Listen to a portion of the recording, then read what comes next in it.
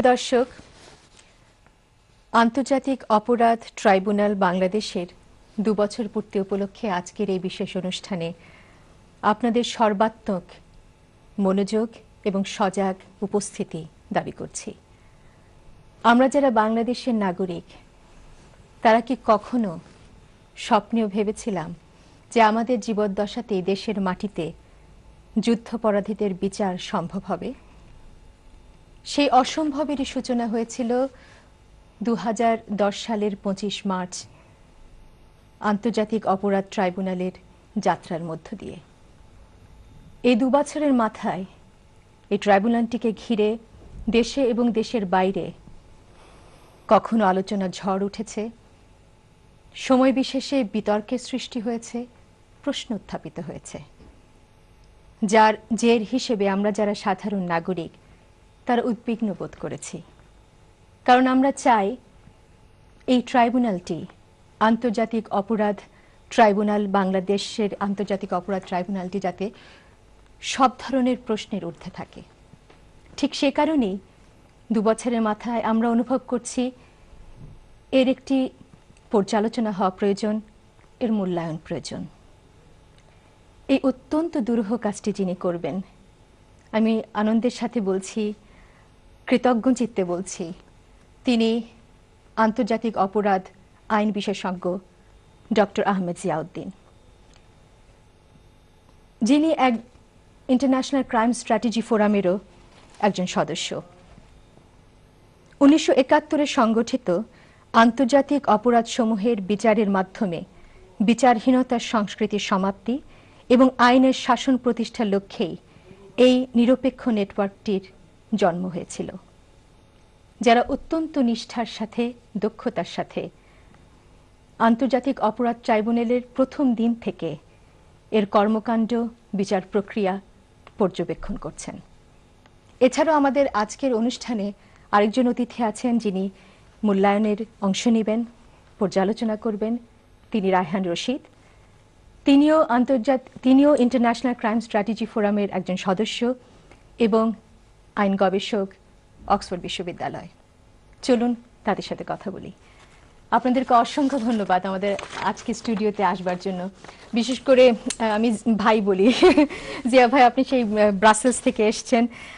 আমি অন্তত বলতে পারি এই অনুষ্ঠানের পক্ষ থেকে আমি খুব কৃতজ্ঞ। ধন্যবাদ আপনাকে। যেটা প্রথমে শুরুতেই বলছিলাম যে এই আন্তর্জাতিক অপরাধ ট্রাইব্যুনালের জন্ম যে দিনটিতে হয়েছে, যাত্রা যে দিনটিতে শুরু হয়েছে, খুবই সিগনিফিক্যান্ট একটি দিন, ২৫ মার্চ, ২ বছর আগে ২৫ মার্চ। এই ২ বছর তো যেভাবেই হোক কেটে গেল এবং অনেক ঘটনার ভিতর দিয়ে, অনেক আলোচনা, বিতর্ক, প্রশ্নের ভিতর দিয়ে এই ২ বছরে ট্রাইব্যুনালটি ঠিক কোন পর্যায়ে আছে যদি আপনারা একটু বলেন। প্রথমে মনে রাখতে হবে যে পৃথিবীতে এমন কোনো যুদ্ধাপরাধীদের বিচারের ট্রাইব্যুনাল নাই যেটা বিতর্কের উপরে নেই। কাজেই যাদেরকে আদালতের সামনে দাঁড় করানো হয় ট্রাইব্যুনালের সামনে, তাদের পক্ষে যারা আছে, অর্থাৎ বড় বড় যারা আন্তর্জাতিক অপরাধ করে, এই ধরনের অপরাধীরা, তাদের পক্ষে যে শক্তি, তারা সবসময় বিচারের বিরোধিতা করেছে। কাজে এটা সবাইকে বুঝতে হবে যে ঠিক আমরা যদি প্রত্যাশা করি যে কোনো ধরনের কোনো বিতর্ক হবে না, তাহলে এটা ঠিক হবে না। এটা হচ্ছে প্রথমে মনে রাখতে হবে। আচ্ছা। দ্বিতীয়ত হচ্ছে যে খুবই স্বাভাবিকভাবে যে ২৫শে মার্চটা একটা সিগনিফিক্যান্ট একটা দিন ছিল, যেদিনে এটা শুরু করা হয়েছে। বলা যেতে পারে একটা সিম্বলিক ডে আসলে। ওই দিনই অপরাধ শুরু হয় বাংলাদেশে। যে ট্রাইব্যুনাল আজকে যে বিচার করছে সেটা হচ্ছে যে ২৫শে মার্চ থেকে ১৬ই ডিসেম্বরের ভেতরে বাংলাদেশের টেরিটরিতে, ভূখণ্ডে যেসব অপরাধগুলো ঘটেছে সেগুলোর বিচার করা হচ্ছে। সেই সেন্সে ২৫শে মার্চটা খুবই সিগনিফিক্যান্ট। আর সরকার করেছিলেন কি, ওই একই দিনে, অলমোস্ট ওই একই দিনে, শুধু ট্রাইব্যুনালে করেন নাই, ওনারা যে ইন্টারন্যাশনাল ক্রিমিনাল কোর্ট যেটা আছে, অর্থাৎ এই ট্রাইব্যুনালের বিশ্ব সংস্করণ বলতে পারেন আপনি, যে ট্রাইব্যুনাল যেটা সারা পৃথিবীতে যার জুরিসডিকশন আছে, সেই ট্রাইব্যুনালের সেই মেকানিজমের বাংলাদেশ র্যাটিফাই করেছে, অর্থাৎ বাংলাদেশ প্রথমে আন্তর্জাতিক মেকানিজমের অংশ হয়েছে, তারপরে তার দেশীয় আইনে দেশীয় বিচার পদ্ধতিতে চালু করেছে। এটা তো একটি অত্যন্ত বলিষ্ঠ পদক্ষেপ আমাদের মতো দেশের। আমি মনে করি যে বাংলাদেশ হচ্ছে একমাত্র সাউথ এশিয়ান কান্ট্রি যে এই কাজটা করেছে। মানে ভারত, পাকিস্তান, শ্রীলঙ্কা, মালদ্বীপ, নেপাল কেউই কিন্তু আইসিসির পার্টি না।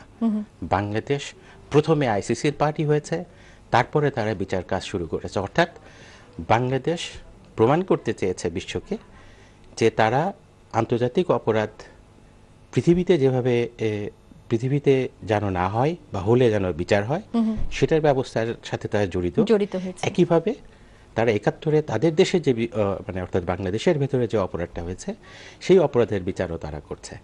যেটা একটা মানে অলমোস্ট একটা ইউনিক অবস্থানে আছে বাংলাদেশ। তো এই ২ বছরের মাথায় ঠিক কোন পর্যায়ে আছে বিচার, সামগ্রিক বিচার প্রক্রিয়াটি? আমি জানি এটা একটা বিশাল প্রশ্ন, তো ঠিক কোন পর্যায়ে আছে আপনি যদি কাইন্ডলি বলেন। বিচারটা আসলে আমাদের যে প্রত্যাশা ছিল, আপনি শুরুই করেছেন খুব সুন্দর একটা ইন্ট্রো দিয়ে, সূচনা বক্তব্য দিয়ে, যে আমরা আশাই করিনি যে বিচার হবে। জি, ক্যাম্পেইনাররা যারা বিচারের পক্ষে আন্দোলন করেছে তারাও কিন্তু আসলে বলতে পারবে না যে তারা নিশ্চিত ছিল যে এই দেশের মাটিতেই তার এই যে যারা ৭১-এর অপরাধীরা তাদের বিচার হবে। জি, এইটা কিন্তু কেউই আশা করে নাই। কাজেই ওই সেন্সে এটা একটা মানে শুধুমাত্র বিশাল একটা সিগনিফিকেন্ট যে বিচারটা হচ্ছে, এবং ২ বছরে তারা যে প্রোগ্রেসটা করেছে, ২ বছরে যতগুলো কেস শুরু হয়েছে, তার আগে যতগুলো তদন্ত শেষ হয়েছে, যতগুলো রিপোর্ট পেশ করা হয়েছে, যতগুলো ফর্মাল চার্জ গেছে, হ্যাঁ, এই সব কিছু মিলে আমরা মনে করি যে এটা সন্তোষজনক একটা পর্যায়ে। এই ধারণাটা আমি যে বললাম যেটা সন্তোষজনক, এইটা হয়তো বা তাদের পক্ষে গ্রহণ করতে কষ্ট হবে, কিন্তু আমরা যারা প্রতিনিয়ত এটা ফলো করতেছি, পর্যবেক্ষণ করছি, আমরা মনে করি যে এটা একটা সিগনিফিকেন্ট প্রোগ্রেস। যদি আমরা ইভেন এটা অন্যান্য ট্রাইব্যুনালের সাথে যদি তুলনাও করি, তাহলে এটা তো বলা যেতে পারে যে এটা একটা অলমোস্ট হাই স্পিড গতিতে এগোচ্ছে। যদিও আমাদের মানে আমরা যারা সাধারণ মানুষ, আমাদের মনে একটা প্রশ্ন আসছে, কারণ বিচার প্রক্রিয়াটি বোধহয় যথেষ্ট দ্রুত হচ্ছে না, সেই ব্যাপারগুলো আসছে। এটা খুবই স্বাভাবিক যে আসলে অনেকে মনে করছে যে বিচার প্রক্রিয়াটা দ্রুত হচ্ছে না। তার কারণটা হচ্ছে সেটা হলো যেটা আমরা বহুদিন ধরে চাচ্ছিলাম, ৪০ বছর ধরে। আপনি যে বললেন যে বিচারহীন পরিবেশ ছিল, কাজেই আমরা একটু ধৈর্য আমাদের, মানে আমরা যখন শুরু হয়েছে আমরা চাই যে এটা খুব দ্রুত শেষ করতে। আরও একটা হচ্ছে, সেটা হচ্ছে যে এটার সাথে অনেকেই ভয় পাচ্ছেন যে এটার সাথে একটা নির্দিষ্ট সরকার ক্ষমতায় থাকার সাথে কোনো সম্পর্ক আছে কি নেই আর কি। হ্যাঁ, কাজেই সেই সেন্সে তারা অস্থির আছেন যে যদি না হয়।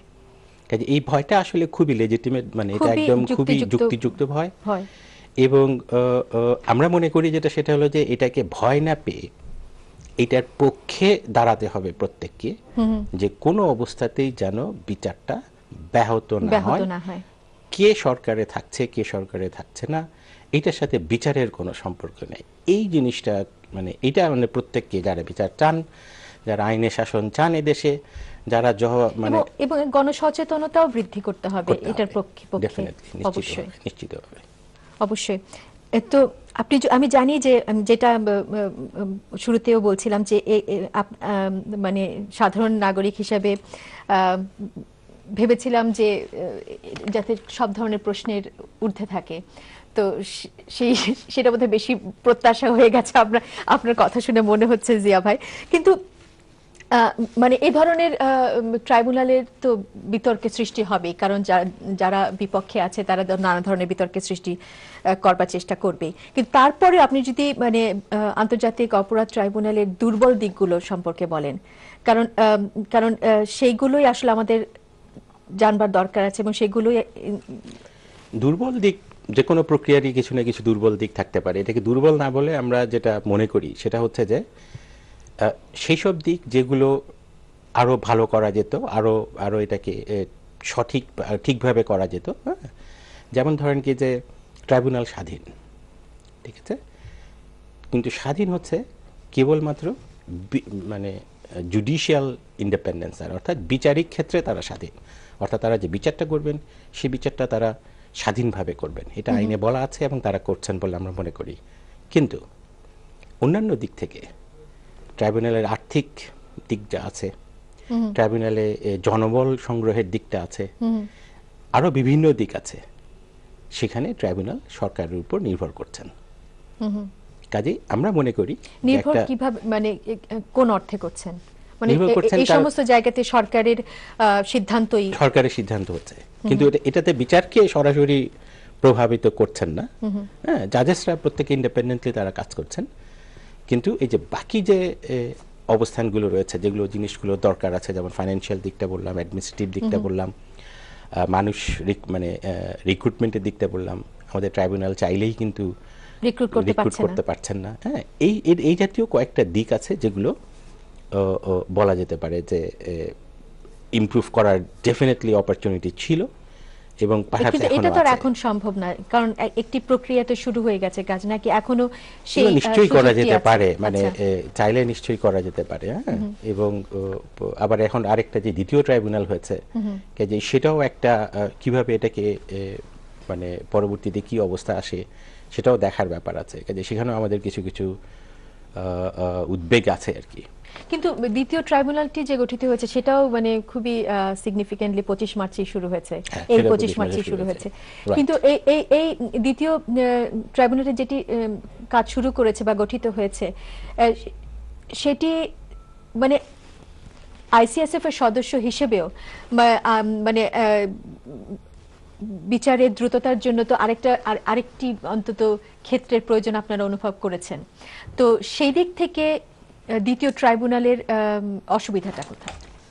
দ্বিতীয় ট্রাইব্যুনালে আমাদের বিবেচনাতে দ্বিতীয় ট্রাইব্যুনালের সুবিধাটা হচ্ছে বা যেটা উদ্দেশ্য সেটা হলো জাজদের সংখ্যা বেড়েছেন, ফলে তারা স্বাভাবিকভাবে অনেকগুলো আরো বেশি কেস নিতে পারবেন, অথবা যেগুলো কেস চলছে সেগুলোকে তাড়াতাড়ি তারা শেষ করতে পারবেন।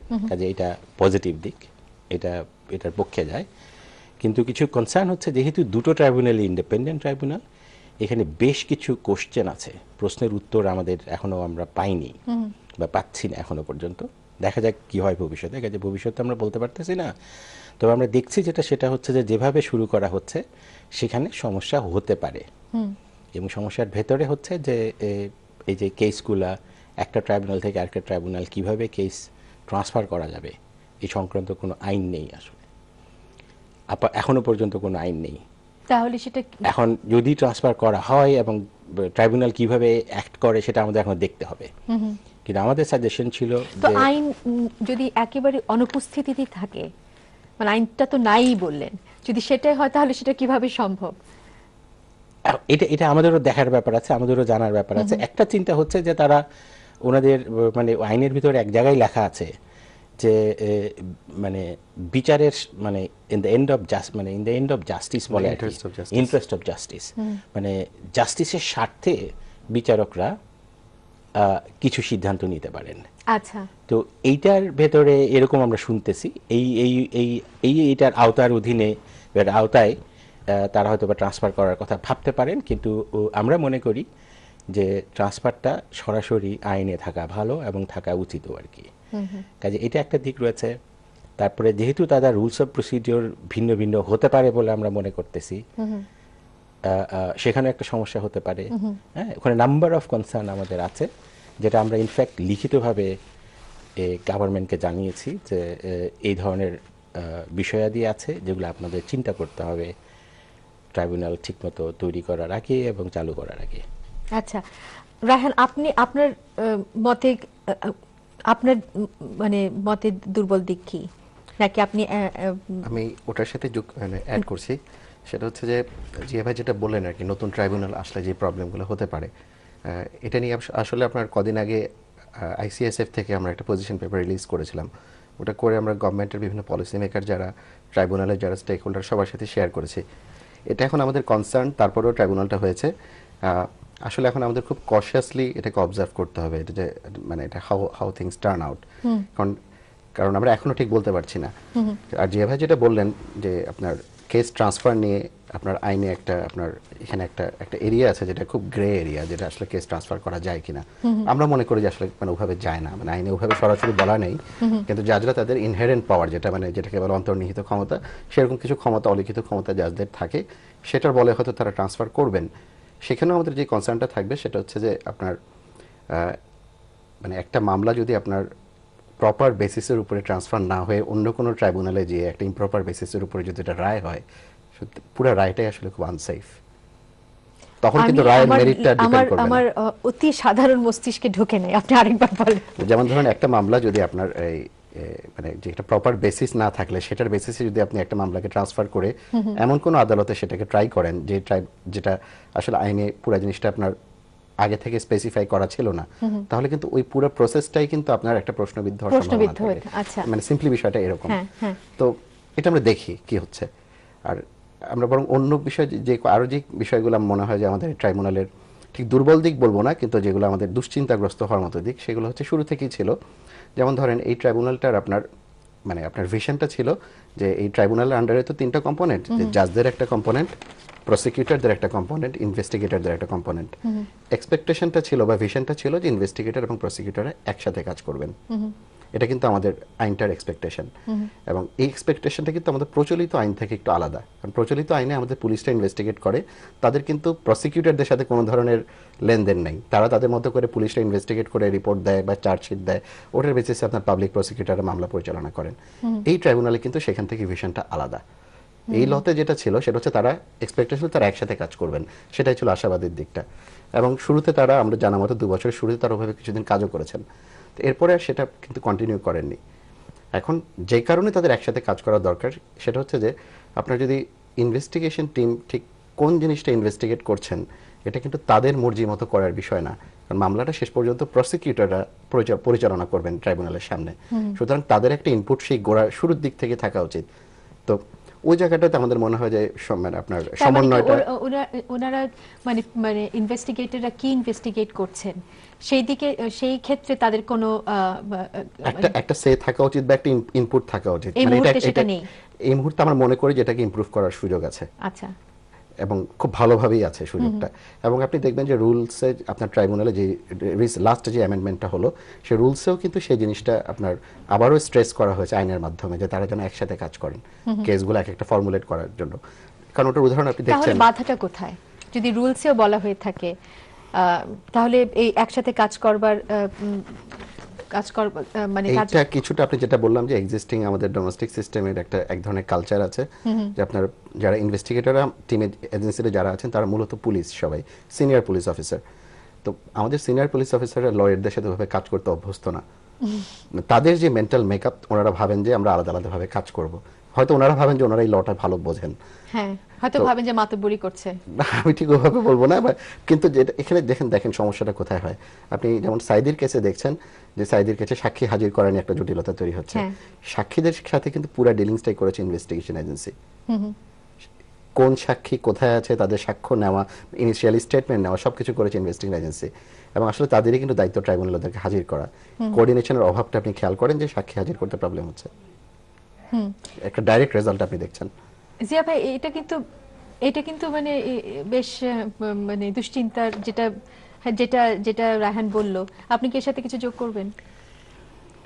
এটা যেটা বলেছে সেটা অবভিয়াসলি এটা আমাদের অ্যাসেসমেন্ট, এবং এটা আমরা লক্ষ্য করছি। আমাদের প্রত্যাশাটা ছিল সেটা হচ্ছে যে আইনে যেভাবে বলা ছিল, আইনটাকে যদি তারা হুবহু ফলো করতো বা ফলো করতে দেয়া হতো, হ্যাঁ, যে এই যে প্রসিকিউশন একদিকে যাচ্ছে, ইনভেস্টিগেশন এজেন্সি আরেকদিকে যাচ্ছে, এটা না করে তারা যদি মানে একসাথে কাজ করতো প্রথম থেকে, ডে 1 থেকে, অর্থাৎ যে যখন তদন্ত শুরু হচ্ছে তখন থেকেই কিন্তু প্রসিকিউশনকে জড়িত থাকতে হবে ব্যাপারটাতে। কারণ যখন আপনি এভিডেন্স তথ্য যখন সংগ্রহ করছেন, সাক্ষী যেটাই বলেন না কেন, সেগুলো যখন জোগাড় করা হচ্ছে, প্রসিকিউটর জানে যে কি ধরনের সাক্ষী তার মানে জোগাড় করা জরুরি, প্রমাণ করতে গেলে তার কি সাক্ষী লাগবে, এটা কিন্তু প্রসিকিউশনকেই আদালতের সামনে উপস্থাপন করতে হবে। কাজে সে যদি প্রথম থেকেই জড়িত থাকে, তাহলে সে বুঝতে পারবে যে না, আমার আরো গুড কোয়ালিটি এভিডেন্স দরকার, এই ধরনের সাক্ষী হলে আমার চলবে না, আমার আরো আরো স্ট্রং সাক্ষী লাগবে। কারণ এদেশে তো প্রসিকিউটররাও ইনভেস্টিগেট করে। এক্স্যাক্টলি, আমাদের ট্রাইব্যুনালেও কিন্তু মূল স্কিমটা তাই ছিল, এখনো আছে, যে এক্সপেকটেশন হচ্ছে যে প্রসিকিউটররা কিন্তু চাইলে ইনভেস্টিগেট করতে পারেন। তো ওখানে একটা এখন ক্লিয়ারলি একটা আমি বলবো যে এক ধরনের আর্টিফিশিয়াল ডিমার্কেশন মেনটেন করার চেষ্টা করা হচ্ছে, যে এটা যত কম থাকে তত বেটার, তত ভালো আর কি, মঙ্গল আমাদের প্রসেসের জন্য। আপনার এটা গেল একটা দিক, সমন্বয়ের দিক।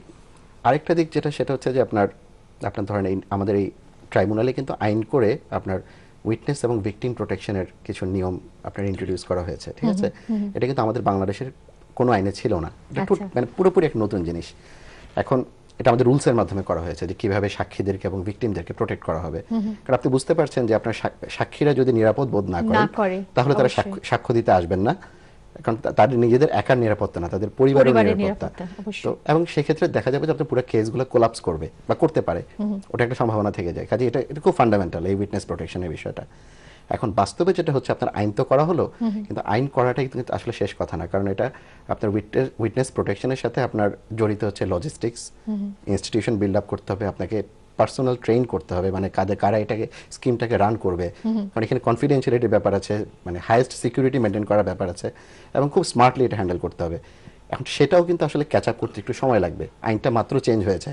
কাজে আপনার আইন which is a step in the right direction, আইনটা হয়ে গেছে। যেটা আমারও প্রথম দিকে একটু দেখে মনে হচ্ছিল যে আসলে এই ধরনের বিচার প্রক্রিয়া তো কখনো দেশের মাটিতে হয়নি, এবং এই অনভ্যস্ততা, এই মানে একেবারে যে কি বলবো অভিজ্ঞতার যে অভাব, সেটা কিন্তু প্রতিনিয়তই আমরা দেখছিলাম যে হয়তো প্রসিকিউটররা কোর্টে কথা বলে বাইরে এসে প্রেস কনফারেন্সে বলে দিচ্ছে।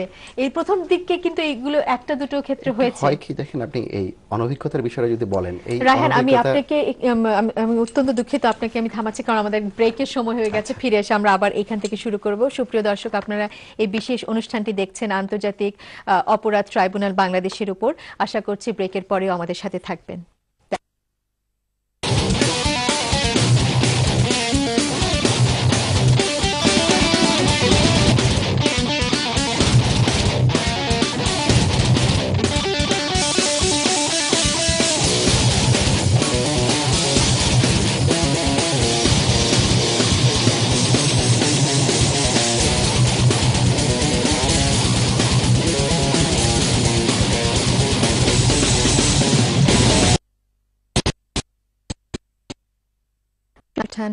আন্তর্জাতিক অপরাধ ট্রাইব্যুনালের 2 বছর পূর্তি উপলক্ষে এবং এই অনুষ্ঠানে আমরা এই 2 বছরে বিচার প্রক্রিয়ার মূল্যায়ন করবার চেষ্টা করব এবং এর একটি পর্যালোচনা করবার চেষ্টা করব। আমাদের স্টুডিওতে দুজন অত্যন্ত সম্মানিত অতিথি আছেন, যারা প্রথম থেকেই আন্তর্জাতিক অপরাধ ট্রাইব্যুনালের বিচার প্রক্রিয়াটি পর্যবেক্ষণ করে আসছেন।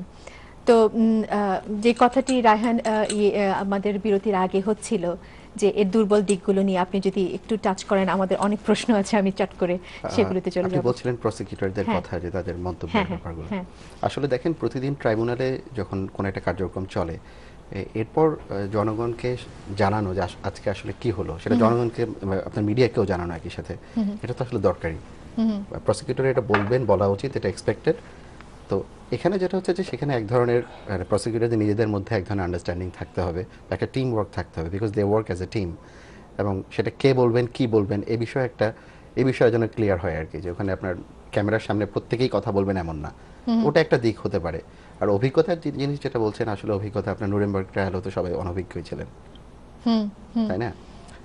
এটা গেল একটা দিক। আর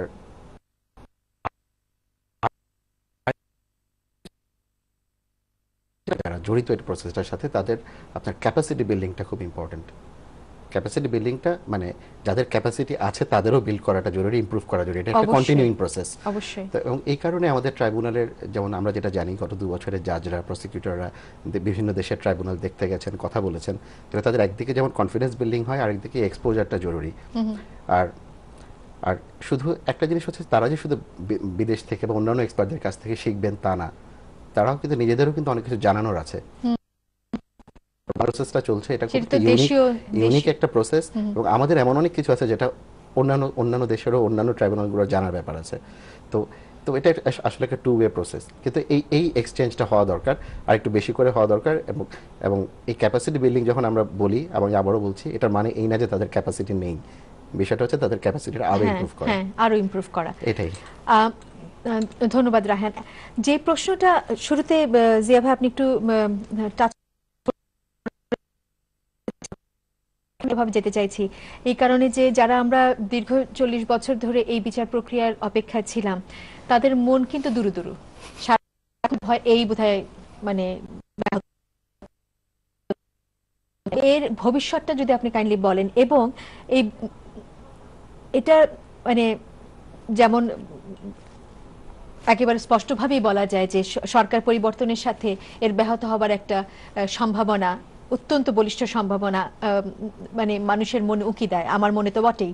তো এই সমস্ত ব্যাপারগুলোর প্রেক্ষিতে আপনি এর ভবিষ্যৎ যদি কাইন্ডলি বলেন। ওয়েল, প্রথমত যে ভবিষ্যৎ বলাটা তো কঠিন আসলে, যে কি হবে ভবিষ্যতে।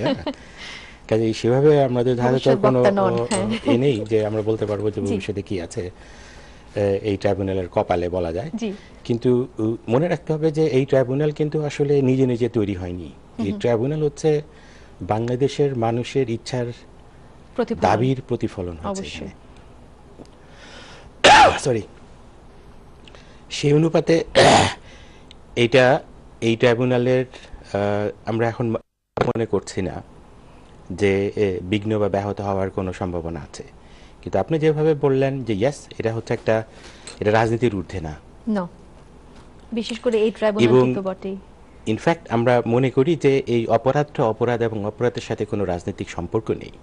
যেমন যাদেরকে এখানে অপরাধী বলা হচ্ছে, যাদেরকে গ্রেপ্তার করে রাখা হয়েছে এবং যাদের বিচার চলছে, তাদের বিচার চলছে কেবলমাত্র তাদের ব্যক্তিগত কর্মকাণ্ডের জন্য, অপরাধের জন্য। 71 সালে তাদের ব্যক্তিগত অপরাধের জন্য। আপনি দেখবেন যে এখানে যে তাদের যে সংগঠন মূলত জামাত ইসলাম, যদিও এই জামাত ইসলাম তারাই, এটা হচ্ছে জামাত ইসলাম বাংলাদেশ আজকের দিনে, অতীতে ছিল কিন্তু জামাত ইসলাম পাকিস্তান। এবং বিচার কিন্তু জামাত ইসলামের হচ্ছে না, এটা কিন্তু খুবই পরিষ্কার করে বুঝতে হবে সবাইকে। বিচারটা হচ্ছে যারা ব্যক্তিদের এবং কয়েকজন ব্যক্তি যারা মানে যারা তদন্ত করে প্রমাণ পাওয়া যাচ্ছে যে তাদেরকে কিছু জবাবদিহি করার মতো তারা অপরাধ করছেন, এবং তাদেরকে সেই জবাবের জন্যই এই ট্রাইব্যুনালের সামনে দাঁড় করানো হয়েছে। কাজেই তারপরেও এটা একটা রাজনৈতিক দিক আছে, এবং রাজনৈতিক পট পরিবর্তনের সাথে ধরে নেওয়া যেতে পারে বা মনে করা হয় অনেক সময় যে এটা ব্যাহত হয়ে যাবে, কারণ অতীতে আমাদের বিচার বিভিন্ন সময় ব্যাহত হয়েছে। আমরা চাই না এটা ব্যাহত হোক, বাংলাদেশের মানুষ চাইবে না অবশ্যই ব্যাহত হোক, এবং সেজন্য আমাদের প্রত্যেকের আলাদা আলাদা দায়িত্ব আছে যে এই যেন ব্যাহত না হয় সে ব্যাপারে সচেষ্ট থাকা। এবং এই ট্রাইব্যুনালের পক্ষে আন্তর্জাতিক যে ধরনের ইন্টারেস্ট আছে, অর্গানাইজেশন আছে, যারা আইসিটি সম্পর্কে তাদের কথা অনুযায়ী তাদের গুড ইন্টেনশনটা আছে তাদের সম্পর্কে, তারা চায় যে বিচারটা যেটা হয় সেটা যেন সুষ্ঠু বিচার হোক, সেই ধরনের আন্তর্জাতিক মানবাধিকার সংগঠন, ইউনাইটেড স্টেটস গভর্নমেন্ট, অন্যান্য দেশের সরকার, প্রত্যেকের দায়িত্ব থাকবে। Human rights watch, amnesty international টাইপের সংগঠন, প্রত্যেকের দায়িত্ব হচ্ছে টু এনশিওর, টু ওয়ার্ক, যেন মেক শিওর এটা যেন আনইন্টারাপ্টেড ওয়েতে চলতে পারে। বিচারটাকে কোনো অবস্থাতেই বাধাগ্রস্ত করা যাবে না। আমি শুধু এই বিচারের কথা বলছি না, আমি হলাম আমার হচ্ছে জাস্টিস হচ্ছে আমার এরিয়া অফ ওয়ার্ক। কাজে যে কোনো বিচার, অপরাধ হলে বিচার হতে হবে, অপরাধ হলে তদন্ত হতে হবে, বিচার হতে হবে, সেই বিচারকে কোনো অবস্থাতেই ব্যাহত করা যাবে না। কাজেই একমাত্র বিচারের পরেই বোঝা যাবে যে একটা লোক দোষী না নির্দোষ। কাজে প্রসেসটাকে আপনি চালিয়ে যেতে হবে। এখানে আমাদের প্রত্যেকের রোল আছে এবং এটা বুঝতে হবে। আমাদের হতাশ হয়ে চলবে না যে আরেক সরকার আসলে আমরা বন্ধ হয়ে যাবে, এইটা যেন না হয়, বিচার যেন চলতে থাকে, সেটা দেখার দায়িত্ব কিন্তু প্রত্যেকের আমাদের। বাংলাদেশের মানুষ চাওয়ার জন্য এটা হয়েছে, বাংলাদেশের মানুষের চাওয়ার ভিত্তিতেই এটা চলবে বলে আমি আশা করতেছি। আচ্ছা, এই যে আপনি যে আন্তর্জাতিক মানবাধিকার সংস্থাগুলোর দায়িত্বের কথা বললেন যে ওদেরও সজাগ থাকতে হবে, সচেতন থাকতে হবে যাতে এটি কোনোভাবে ব্যাহত না হয়। তো ওদেরকে মোটিভেট করার জন্য আমরা কি করতে পারি? আমি আমি এরপরে মানে আমাদের অন্যান্যদের কি ভূমিকা সেটা সেই প্রশ্নে যাব, কিন্তু এই এই আন্তর্জাতিক মহলকে সচেতন করা বা মোটিভেট করার জন্য আমাদের কি করা উচিত? মূলত তারা জানেন, কারণ তারা বিভিন্ন রকম তাদের উদ্বেগের কথা, সাজেশনের কথা, তারা মতামত, পরামর্শ, বহু কিছু তারা কিন্তু এই 2 বছরে ট্রাইব্যুনালকে দিয়েছেন এবং ট্রাইব্যুনাল সংক্রান্ত তাদের মতামত আমরা জানি। তারা বেশিরভাগই কিন্তু পক্ষে কথা বলেছেন, আর বৃহদাংশ আবার বড় একটা অংশ তারা কিন্তু অনেক ক্রিটিক করছেন, যে এখানে ঠিক না, ওখানে ঠিক না, হ্যাঁ সমালোচনা করেছেন। কিন্তু প্রত্যেকেই বিচারের পক্ষে কথা বলেছেন। অবশ্যই অবশ্যই বিচার বন্ধ করার কথা কেউ বলেন নাই। জি, কাজেই তাদের দায়িত্ব হচ্ছে, যেহেতু তারা ফেয়ার হচ্ছে, সুষ্ঠু বিচার হচ্ছে কিনা, এই সুষ্ঠু বিচার যদি তারা চেয়ে থাকে, বিচারটা তাহলে স্বাভাবিকভাবেই যদি কোনো বন্ধ করার সম্ভাবনাও থাকে, তখন তাদেরকে এগিয়ে আসতে হবে জানো যে না, বিচারকে আটকানো যাবে না, ব্যাহত করা যাবে না, থামিয়ে দেওয়া যাবে না। কাজে এটা হচ্ছে তাদের ফার্স্ট রোল। এবং এখানে আমাদেরও প্রত্যেকের দায়িত্ব আছে আর কি, সরকারের দায়িত্ব আছে যে তোমরা আমাদেরকে বলবা যে সবকিছু ভালোভাবে করতে হবে, কিন্তু আবার যদি থেমে যায় বা থামানোর সম্ভাবনা থাকে, তখন তোমরা কিছু করবা না বা বলবা না, সেটা হবে না। কাজে এখানে আমাদের দায়িত্ব আছে, সিভিল সোসাইটি অর্গানাইজেশনসগুলোর দায়িত্ব আছে, সরকারের দায়িত্ব আছে, এবং ইনফ্যাক্ট ইন্টারন্যাশনাল কমিউনিটির দায়িত্ব আছে। হ্যাঁ, তো কাজে এই দায়িত্ব আসলে প্রত্যেকের আছে, শুধু বিচারের জন্য, বিচারটাকে বাধাহীনভাবে চলতে দেওয়ার জন্য। তো এই যে আপনি বললেন যে আমাদের প্রত্যেকের দায়িত্ব আছে, তো আমরা যেটা বাংলাদেশে বিশেষ করে দেখি যে আমাদের সিভিল সোসাইটির একটি অত্যন্ত গুরুত্বপূর্ণ ভূমিকা আছে বিভিন্ন ক্ষেত্রে। আপনি বলে যাচ্ছেন থাকা উচিত ছিল বা আছে বা থাকা উচিত ছিল, যেভাবেই বলি, কিন্তু একটা ভূমিকা তাদের থাকা উচিত। এবং কারণ আমরা মনে করি যে বা এটা ভাবা হয়ে থাকে যে সিভিল সোসাইটি একটি প্রগতিশীল ভয়েস, একটি প্রগতিশীল কণ্ঠ। তো সেই দিক থেকে নাগরিক, সেই দিক থেকে সিভিল সোসাইটির কি ভূমিকা থাকা উচিত এই বিচার প্রক্রিয়াটিকে বাধাহীন এবং সুষ্ঠুভাবে চলবার জন্য? রায়হান বোধহয় বলতে চাইছে। নাগরিক সমাজ, সিভিল সোসাইটি, আমি মনে করি যে এই তাদের প্রথম কাজ হবে পুরো প্রসেসটাকে বোঝা, যে কি হচ্ছে বাংলাদেশে, এটা ভালোভাবে বোঝা। এই কারণে বোঝা যেন তারা বাকিদের বোঝাতে পারেন। কারণ আপনি যেটা জিয়া ভাই একটু করে মেনশন করলেন, সেটা হচ্ছে যে আমাদের এই নাগরিক সমাজের তাদের কিন্তু এই দাবি, এই বিচারের পক্ষে, বিচার চাওয়ার পক্ষে এই দাবি, এটা গত 4 দশকের দাবি। অবশ্যই, ঠিক আছে, তারা একদম ফোরফ্রন্টে ছিলেন এই দাবি, একদম সম্মুখ সারিতে তারা থেকে এতদিন তারা ক্যাম্পেইনটা করেছেন। তো এটা আমাদের একটা মানে সবারই একটা সহজ প্রত্যাশা থাকে যে মানে ওনারা হবেন যে এই পুরো প্রসেসটার একজন ন্যাচারাল অ্যালাই। এই পুরো প্রসেসটা যখন হবেন, এই পুরো প্রসেসটার পাশে দাঁড়িয়ে পুরো প্রসেসটাকে সহযোগিতা করা। তার মানে কি আপনি এটা বলতে চাইছেন যে যদি প্রসেসটার ক্ষেত্রে কোনো ভুল ত্রুটি তাদের চোখে পড়ে, তারা বলবে না? সেটা অবশ্যই সেটা বলবেন, কারণ সেটা বলার লক্ষ্যটাই হবে যে এটাকে ইমপ্রুভ করা, কিভাবে আরো এটাকে রেকটিফাই করা যায়, কিন্তু নট স্টেইং অ্যালুফ, দূরে থাকা না। সিভিল সোসাইটির এখানে খুব একটা এনগেজড রোল প্লে করতে হবে। এখন যেমন ধরেন কিছু জিনিস আছে যেগুলো আপনার সরকার করতে পারে। এই ট্রাইব্যুনালের ক্ষেত্রে সরকার যেটা করতে পারে এবং করেছে, যেটা হচ্ছে ইনস্টিটিউশনগুলো তৈরি করে দিয়েছে। কিছু জিনিস আছে সরকারের করা উচিত ছিল, যেমন ধরেন আপনার কদিন আগে যখন আপনার জাতিসংঘের একটা ওয়ার্কিং গ্রুপ একটা রিপোর্ট দিল, ওরা কিছু কোয়েরি করেছিল, সরকারের উচিত ছিল সেখানে জবাব দেওয়া। ওটা হচ্ছে মিনিমাম এক্সপেকটেশন, কারণ সরকার জবাব দেওয়ার একটা পজিশনে ছিল, জিনিসগুলো ব্যাখ্যা করার, কিন্তু সরকারের ওই কাজগুলো করা উচিত ছিল। এর আগে যেমন ধরেন আপনার আশরাফুজ্জামান, যিনি একজন কথিত যুদ্ধাপরাধী, উনি আপনার আমেরিকায় থাকেন। আমেরিকান স্টেট ডিপার্টমেন্ট থেকে অফিস অফ স্পেশাল ইনভেস্টিগেশন ওরা একটা চিঠি পাঠিয়েছিল আমাদের স্বরাষ্ট্র মন্ত্রণালয়কে, কিছু কোয়েরি ছিল তারা একটা ইনভেস্টিগেশন শুরু করেছিল আমেরিকাতে। তো সেখানে আমাদের সরকারের দায়িত্ব ছিল সেখানে একটা জবাব দেওয়া। আপনার 4 দিন আগে ধরেন আপনার আমেরিকা একটা প্রেস কনফারেন্স করলো, আপনার জামাত নিযুক্ত কয়েকজন আইনজীবী, তার মধ্যে একজন ব্রিটিশ আইনজীবী ছিলেন। তো এই প্রেস কনফারেন্সগুলো যখন হয়, সেখানে সরকারের একটা দায়িত্ব থাকে, সেখানে যেয়ে আপনার সরকারের তো অনেক কাজ, সরকার কি এই এখন এত ছোটখাটো সরকারের ব্যাপারে? আপনার ঠিক সরকার তো আসলে মানে আপনার একটা অনেক ডালপালা গজানো একটা জিনিস। আপনার সেটাই। এখন আপনার বিদেশি আউটপোস্ট গুলা, এমবাসি গুলা, হাই কমিশন গুলা, এটা তাদের একটা দায়িত্বের মধ্যে পড়ে। মানে বিষয়গুলা হয় নিজেরা রেসপন্স দেওয়া অথবা কাউকে অ্যাপয়েন্ট করা টু রেসপন্ড, এটা একটা। সরকারের কাজগুলো কিন্তু সরকারের দিকে আছে, কিন্তু তার মানে কিন্তু এই না যে নাগরিক সমাজের দায়িত্ব। মানে এরকম যখন একটা বিচারের প্রক্রিয়া চলে, এটা একটা ভাস্ট প্রক্রিয়া। নাগরিক সমাজ এক হচ্ছে জানা এবং জানানো, এটা ছাড়াও আপনার পুরো প্রসেসে আপনার বাংলাদেশে 68,000 বা তার চেয়েও বেশি গ্রাম, কোথায় কি আছে এত ওয়াইডার রিচ বা এত এত এত গভীরে কিন্তু আপনার সরকারি যন্ত্রের কিন্তু রিচ থাকে না। আপনি ইসরায়েলের ক্ষেত্রে দেখেন, আপনার দ্বিতীয় বিশ্বযুদ্ধের পরে ওদের সিভিল সোসাইটি পুরো বিশ্বের আনাজে কানাজে ছড়িয়ে পড়েছে এবং তারা নিজেরা কিন্তু ইনভেস্টিগেশনগুলো করেছে।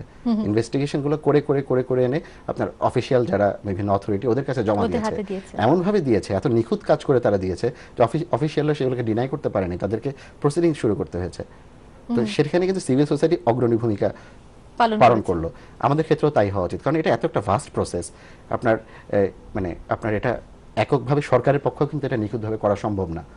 এখানে আপনার খুব অ্যাক্টিভ ইনপুট থাকা দরকার। এটা কি খুবই মানে আউট অফ কনটেক্সট মনে হতে পারে প্রশ্নটা। এটা কি আমাদের বাঙালি স্বভাবের জন্য যে আমরা দূরে দাঁড়িয়ে থাকি কিন্তু কিন্তু খুদ ধরতে আমরা ওস্তাদ, কিন্তু নিজে গিয়ে যে কিছু ধরবো সেদিকে বোধহয় খুব না, একটা। এখন আমরা গ্যালারিতে থাকি ঠিক, শুধু খুঁতি ধরতে হবে না, আমরা তো হাততালিও দিই গ্যালারি থেকে, তো দুটাই হ্যাঁ, করি। তাও ঠিক, হ্যাঁ। তাও ঠিক, একেবারে হাততালি দিচ্ছেই না বলছেন। আহ, ঠিক হাততালি দেওয়ার কথা আমরা বলি না, আমরা বলি যে প্রসেসটাকে সাপোর্ট করা। সাপোর্ট করা মানে হচ্ছে আপনি প্রসেসের দুর্বল দিক যেগুলো সেগুলো আপনি তুলে ধরবেন, এনগেজ করবেন, সেটা কিভাবে ইমপ্রুভ করা যায় সেটা বলবেন, এবং আপনার সাজেশনগুলো হতে হবে রিয়েলিস্টিক। অবশ্যই। হ্যাঁ, কারণ এটা খুবই দুঃখজনক, কারণ যেটা আপনি খুবই যৌক্তিকভাবে বললেন যে সিভিল সোসাইটি তো এই এই কি বলবো এই দাবির একেবারে Forefront-এ ছিল, হ্যাঁ হ্যাঁ। সম্মুখ সারিতে ছিল। সেখানে থেকে তাদের এই অবস্থানটা কেন মনে হয় জিয়া ভাই?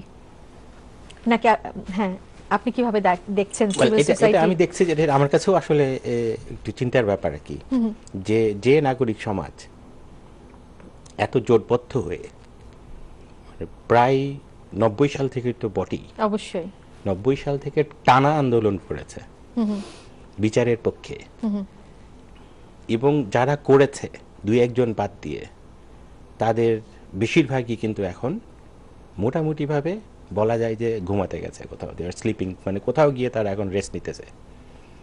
এবং কেন এটা এইটা কেন হচ্ছে? এইটা কেন বলাটা খুব কঠিন, কারণ হয়তোবা এক একজনের ভিন্ন ভিন্ন কারণ আছে। হয়তোবা এটা তারা আমরা কি আসলে যেভাবে নিজেদেরকে এই বিচারের প্রক্রিয়ার সাথে যুক্ত দেখতে চাইছিল সেভাবে দেখতে পারছে না। এটা বলাটা খুবই কঠিন হবে আর কি। হ্যাঁ, এটা হতে পারে কারোর জন্য, এটা নিশ্চয়ই হতে পারে যে তারা হয়তোবা বিভিন্নভাবে সংশ্লিষ্ট থাকতে চেয়েছিলেন কিন্তু হয়নি দেখে হতে পারে। হয়তোবা তাদের কারো প্রত্যাশা ছিল কিন্তু সেই প্রত্যাশাটা পূরণ হয়নি, সেটাও একটা কারণ হতে পারে। অথবা তারা মনে করছে যে তাদের যে দায়িত্ব ছিল সেই দায়িত্ব শেষ হয়ে গেছে, এখন ট্রাইব্যুনাল হয়ে গেছে এবং ট্রাইব্যুনাল তার মতো করে এখন কাজ আমি করবে, নাকে তেল দিয়ে ঘুমাতে পারি। সেটাও হতে পারে। অথবা তারা এখন মানে এটা অনেক রকম গেস করতে হবে আমাদেরকে, আমরা আসলে কোনো ডেফিনিট নিশ্চিত কোনো উত্তর নেই। তবে এটা সত্যি কথা যে তারা সেইভাবে জড়িত না, তারা ট্রাইব্যুনালকে ডিফেন্ড করতেছে না। ট্রাইব্যুনাল যখন অ্যাটাকড হয়, হচ্ছে, হ্যাঁ, মানে আক্রান্ত আক্রান্ত হচ্ছে বিশেষ করে আনফেয়ারলি, ডেফিনেটলি মানে তারা যদি যেখানে ভুল করছে সেখানে তাদেরকে সমালোচনা করতেই হবে। অবশ্যই। এটা সমালোচনা তখন হলো যে সাহায্য করার জন্য সমালোচনা, কিন্তু প্রতিবন্ধকতা সৃষ্টির জন্য সমালোচনা অথবা কনফিউশন তৈরি করার জন্য সমালোচনা অথবা মানে মিথ্যা ধারণা বা ভুল ধারণা দেওয়ার জন্য সমালোচনা, এই টাইপের যখন সমালোচনাগুলো করা হয় তখন ট্রাইব্যুনাল তো নিজে কথা বলতে পারে না, জি, জাজেসরা তো আসলে প্রেস কনফারেন্স করতে পারেন না, জি। কাজেই একমাত্র মন্ত্রীরা যখন বলেন তখন তো এটা গভর্নমেন্টের বক্তব্য হয়ে যায়, তো মানুষ গভর্নমেন্টের বক্তব্য তো গভর্নমেন্ট এটা বলবেই। কিন্তু যারা আসলে নিরপেক্ষভাবে কথা বলতে পারে বিচারের পক্ষে, সেই সিভিল সোসাইটি যে নাগরিক সমাজ যারা আছেন তারা কিন্তু সেইভাবে বলছেন না। এটা খুবই দুঃখজনক, খুবই দুঃখজনক। এই কারণে যে মানে এই মানে এই যে ধোঁয়ার সৃষ্টি করা হচ্ছে বা সেই চেষ্টা চলছে, সেটা আমরা এখানেও দেখতে পাচ্ছি। লবিং করে লয়াররা, 9 ব্রেডফোর্ড রোড লয়াররা বিভিন্ন জায়গায় যাচ্ছে এবং এবং খুবই টুইস্টেড কথা বলছে বা হাফ ট্রুথ বলছে, যার জন্য আমরা যারা সাধারণ মানুষ তারা যদি সম্পূর্ণভাবে পরিষ্কারভাবে না জানি, তারা কিন্তু খুবই কনফিউজড হয়ে যাচ্ছে। সেই সব ক্ষেত্রে তো নাগরিক সমাজে একটা বিশাল ভূমিকা আছে, বিশাল ভূমিকা আছে, তাদের বলা উচিত। কিন্তু এই যে অনুপস্থিতিটা, এখন আপনি যেটা বললেন সেটা কেন তারা করছে সেটা একমাত্র তারাই বলতে পারে, কিন্তু আপনি কি এটুকু বলতে পারেন যে তাদের কি করা উচিত? তাহলে আমরা যেটা চাইবো, আমাদের প্রত্যাশাটা হবে সেটা হচ্ছে যে তারা ঠিক অতীতে যেভাবে খুবই নিবিড়ভাবে এটার পক্ষে কাজ করেছেন, বিচারের দাবি তারা করেছেন, বিভিন্ন কর্মকাণ্ড তারা করেছেন, তারা ওই একই নিবিড়তার সাথে এই ট্রাইব্যুনালকে তারা ডিফেন্ড করবে। অর্থাৎ তারা এতদিন ধরে যে জিনিসটা চাচ্ছিলেন, যে ইনস্টিটিউশনটা, যে মেকানিজমটা চাচ্ছিলেন, সেই মেকানিজমটা কিন্তু এখন এসে গেছে, আছে, কাজ করছে। কিন্তু এনারা মেকানিজমটাকে একলা ছেড়ে চলে গেছেন মোটামুটিভাবে। এইখানে তারা যদি ক্লোজলি না এগিয়ে আসেন, তাহলে হবে কি যে এই যে বিভিন্ন রকম ক্যাম্পেইন যেগুলো আছে, ভুল ধারণা যেটা আছে, তবে ইচ্ছা করে ভুল ধারণা নিয়ে যেগুলো সৃষ্টি করা হচ্ছে, এটা শুধুমাত্র একটা লিগ্যাল চেম্বার থেকে হচ্ছে এটা কিন্তু ঠিক না, অবশ্যই না। এটা কিন্তু পুরো বিভিন্ন জায়গা থেকে আসছে। অবশ্যই। এবং আমরা যারা মনিটর করি, যে প্রতিটা স্টেটমেন্ট আমরা তো চেষ্টা করি নজর রাখতে যে কে কি বলতেছে আইসিটি সম্পর্কে, সেখানে কিন্তু আমরা দেখি যে এটা মানে ঠিক একটা নির্দিষ্ট গ্রুপ বা অর্গানাইজেশন এটা করছেন না। অবশ্যই আপনি তো মাথা হয়ে দেখছেন, যেহেতু আমি লন্ডনে বসবাস করছি, তো এই লিগ্যাল কোম্পানিটির আজ বেশি বোধহয় পড়ছে আর কি। হ্যাঁ, সেটা হতে পারে, কিন্তু লন্ডন একটা উল্লেখযোগ্য ক্ষেত্র। হ্যাঁ, শুধু লন্ডনে হচ্ছে না, এই যে একটু আগে যে রাহান যেটা বললেন, যেটা কিন্তু আসলে আমেরিকাতে হচ্ছে, এটা পৃথিবীর মোটামুটি সব জায়গাতে হচ্ছে, এবং সবচেয়ে বেশি হচ্ছে ইন্টারনেটে, বাই দ্য ওয়ে। তো কাজেই সেটাও কিন্তু একটা বিশাল মোরলেস যুদ্ধক্ষেত্র বলা যায় আর কি, বা ক্যাম্পেইনের জায়গা আর কি। সো এখানে যাদের এবিলিটি ছিল, যারা এই জিনিসটা বুঝছেন যে কেন তারা বিচার চাচ্ছিলেন এতদিন ধরে, যারা আইনটা মোটামুটি জানেন, বোঝেন, তাদের ধারণা আছে, যারা কমিউনিকেট করতে পারেন খুব ইফেক্টিভলি, তাদের প্রয়োজন ছিল। এবং এইটা হয়তো যখন ইতিহাস লেখা হবে আইসিটির বিচারের, তখন একটা দুঃখজনক চ্যাপ্টার যদি থেকে থাকে, তাহলে এইটা হবে যে সিভিল সোসাইটি বা এটা হয়তো বা রিসার্চাররা, ভবিষ্যতে রিসার্চাররা হয়তো বা খুঁজে বের করার চেষ্টা করবে যে এমন কি হলো যে যারা বিচার চাচ্ছিল, এত সিনসিয়ারলি চাইছে, আনডাউটেডলি, হ্যাঁ, এই সিনসিয়ারলি বিচার চাওয়ার পরেও তারা কেন এই প্রসেসটাকে মোটামুটি অ্যাবান্ডন করেছে বলা যায়। এটা অত্যন্ত দুঃখজনক, অত্যন্ত দুঃখজনক। জিয়া ভাই যেটা বললেন যে আমাদের যেটা সিভিল সোসাইটি আমরা যেটা বলি, আমাদের সিভিল সোসাইটির কিন্তু সেই ক্যাপাসিটি ছিল জবাবগুলো দেওয়ার ঠিকভাবে, এবং তাদের মানে তারা কমিউনিকেটও করতে পারতেন এই জিনিসগুলো, এবং তারাই আসলে রাইট পার্টি হতেন মানে এই আপনার এই বিষয়গুলোকে ক্ল্যারিফাই করার জন্য। তো সেটা ঘটে নাই, সেটা ঘটা উচিত ছিল। এখন আমরা জানি না এটা কেন তারা এনগেজ করেন নাই।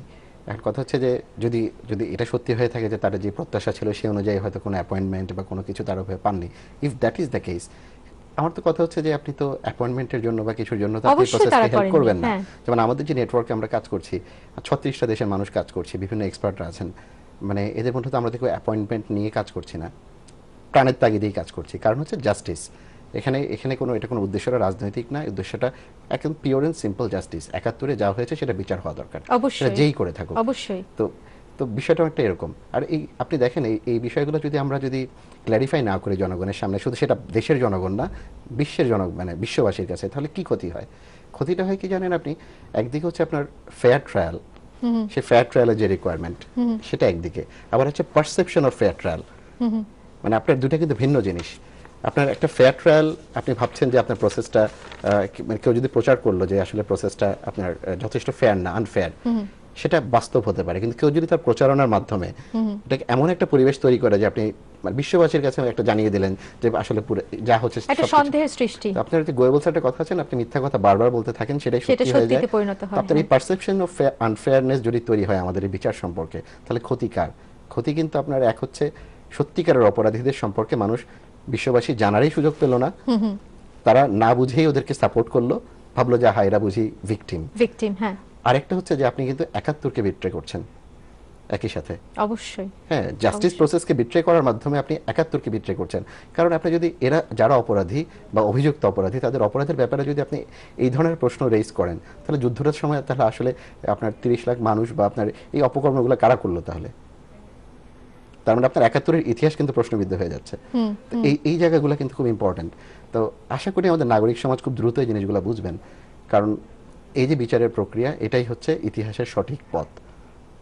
এবং ইতিহাসের বিচার হওয়াটা হচ্ছে ইতিহাসের ঠিক দিকে থাকা। বিচার না করা এবং বিচারকে প্রশ্নবিদ্ধ করা সেটা হচ্ছে ইতিহাসের বিপরীত দিকে হাঁটা। তো আমাদের সিভিল সোসাইটির রোল হওয়া উচিত ইতিহাসের সঠিক দিকে থাকা, সঠিক দিকে থাকা। এবং যেটা যেটা জিয়া ভাই আপনি অত্যন্ত সঠিকভাবে বলেছেন যে তাদের শুরুটা তো সেটাই ছিল, তাদের দাবিটা তো সেটাই ছিল, খুবই মানে ভিতর থেকে তাদের দাবিটা ছিল, খুবই সিনসিয়ার দাবিটা ছিল। সেইখান থেকে এতটা অ্যালুফ হওয়ার মানে খুবই মানে ইন্ট্রিগিং আমার কাছে আর কি পুরো ব্যাপারটা। তো আরেকটা বিরতি নেবার সময় হয়ে গেছে জিয়া ভাই, আমার তারপরে গোটা দুই এক প্রশ্ন আছে, আমি একটু বিস্তারিত প্রশ্ন, যার জন্য আমি এখনই প্রশ্নটাতে যাব না। আপনি যদি শেষে ১ মিনিটের মধ্যে আপনি যদি শেষ নাগরিক সমাজের দায়িত্ব সম্পর্কে বলেন, তারপর আমরা বিরতিতে চলে যাই।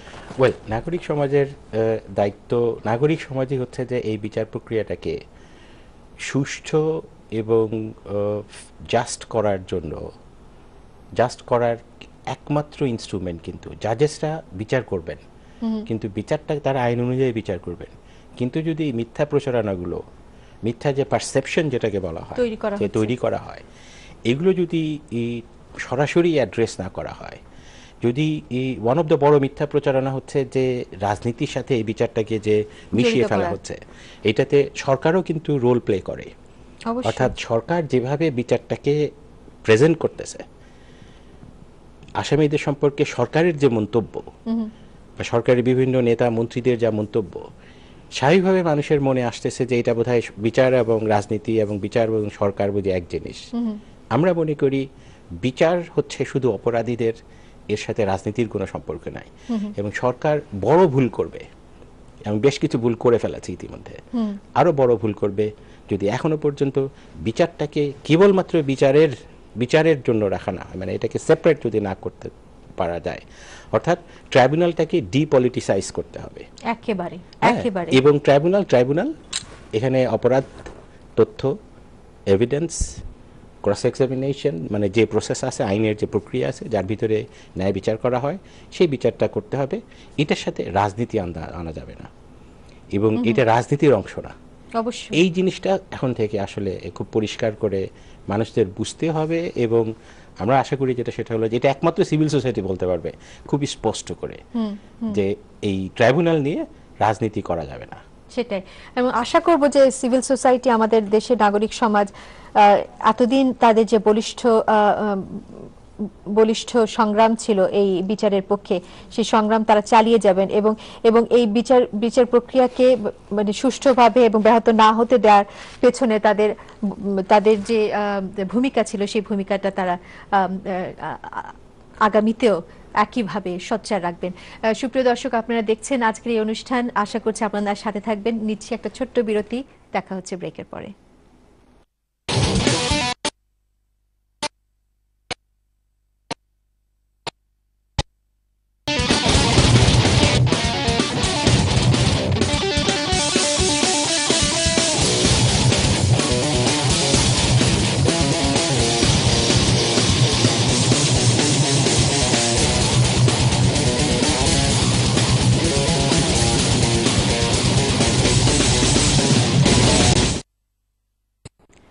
সুপ্রিয় দর্শক, আপনারা দেখছেন আজকের এই বিশেষ অনুষ্ঠানের বিষয় আন্তর্জাতিক অপরাধ ট্রাইব্যুনালের ২ বছর একটি মূল্যায়ন। আমাদের স্টুডিওতে অতিথি আছেন আন্তর্জাতিক অপরাধ আইন বিশেষজ্ঞ ডক্টর আহমেদ জিয়াউদ্দিন এবং রায়হান রশিদ, আইন গবেষক, অক্সফোর্ড বিশ্ববিদ্যালয়, যারা দুজনেই ইন্টারন্যাশনাল ক্রাইম স্ট্র্যাটেজি ফোরামেরও সদস্য। বিরতিতে যাবার আগে যে প্রসঙ্গে কথা হচ্ছিল নাগরিক সমাজের ভূমিকা প্রসঙ্গে, সেখানে আপনি জিয়া ভাই বলছিলেন যে এই যে বিচারের প্রক্রিয়াটাকে পলিটিসাইজ করা বা সাধারণ মানুষের যে একটা ধারণা আছে যেটা হতে পারে পলিটিসাইজ, এই বিষয়ে আপনি যদি আরেকটু আমাদেরকে খোলাসা করে বলেন।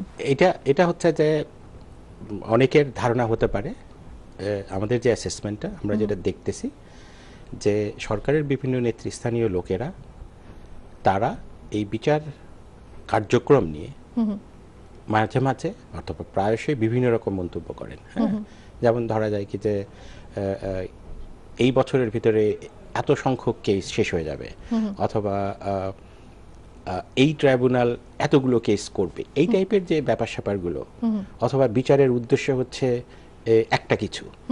এখন সরকারের উচিত হচ্ছে যে এই ধরনের কোনো মন্তব্য না করা, যেখান থেকে জনমনে একটা সন্দেহ হতে পারে যে তারা হয়তোবা এই প্রক্রিয়াটাকে প্রভাবান্বিত করছেন। আসলে কি করছেন? আমাদের অ্যাসেসমেন্ট হচ্ছে না। জাজেসরা কিন্তু, এবং এটা খুবই ইম্পর্টেন্ট ব্যাপার একটা, আমরা যারা 2 বছর ধরে জাজদেরকে মানে প্রতিনিয়ত মোটামুটি দৈনিক ভিত্তিতে আমরা তাদেরকে মনিটর করি, শুধু জাজ না, মানে ওর পুরো হোল প্রসেসটাকে মনিটর করি। আমাদের অ্যাসেসমেন্ট হচ্ছে জাজেসরা এখনো পর্যন্ত, এবং আমরা আশা করি ওনারা শেষ দিন পর্যন্ত ইন্ডিপেন্ডেন্টলি বিচারটা করবেন। খুবই আশার কথা। এইটাতে আমরা কিন্তু নিশ্চিত, একেবারে ভরসার কথা। হ্যাঁ, এটা আমরা একদম মানে সবাইকেই বলতে পারি যে জাজদের নিরপেক্ষতা নিয়ে আমাদের কোনোই সন্দেহ নেই। কিন্তু এই ধরনের যে মন্তব্যগুলো, এটাকে দায়িত্বহীন বলা যায়, একদিক থেকে দায়িত্বহীনই বলা যায়, আরেকটা হচ্ছে দায়িত্বহীন ছাড়াও অনুচিত বলাটা আরো ভালো হবে আর কি।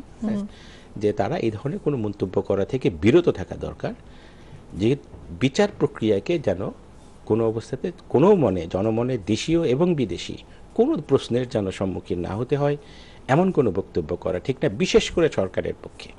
অবশ্যই অবশ্যই, কারণ এই মন্তব্যগুলো থেকে সেই আপনার ওই পারসেপশনটা তৈরি হয়, যে পারসেপশনটা হচ্ছে বিচারটা বুঝিয়ে আপনার এদের কথায় চলছে। বাস্তবে যেটা আমাদের অ্যাসেসমেন্ট চলছে না, যারা ইন্ডিপেন্ডেন্টলি ডিসিশন নিচ্ছেন।